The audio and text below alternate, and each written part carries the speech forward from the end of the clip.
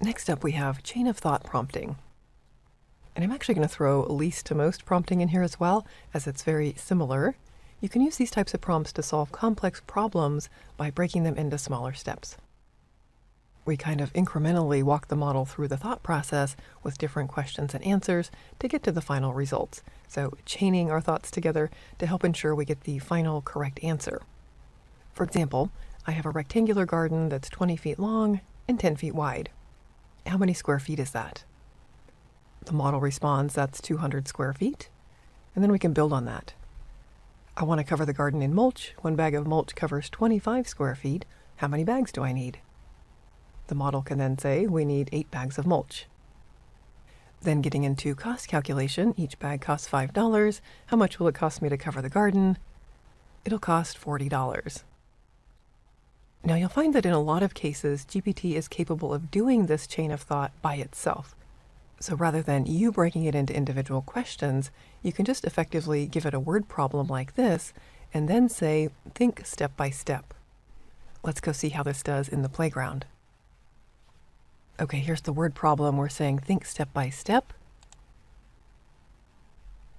And then it should go through, step by step, all of the different calculations that it's coming up with, and in the end we get the $40 to cover the garden in mulch, which is correct. And then least to most is a similar technique where you break things into smaller problems, least, to get to the final answer, most. Here we have a word problem about Elbra playing miniature golf.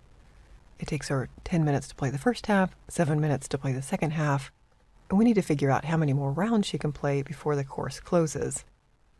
Let's go see how this does in the playground.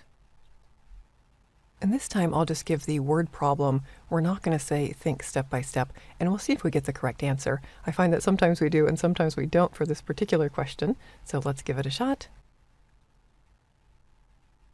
So in this example, the model actually got it wrong. It's telling us there's 5 more rounds of golf that she could play before the course closes.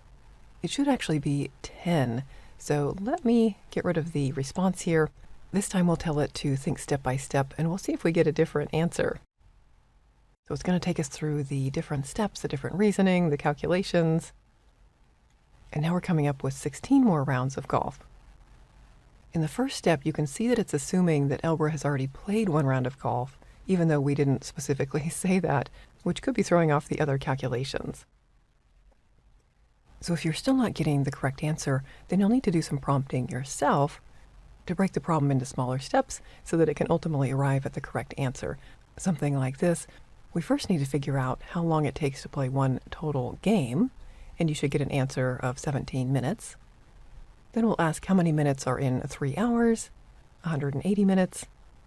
What is 180 divided by 17? That gives us 10.58. And then round down to the nearest whole number, which should give us 10. And Elbra can play 10 more rounds of golf before the course closes. So that's an example of breaking things into smaller steps to help the model ultimately arrive at the correct final answer.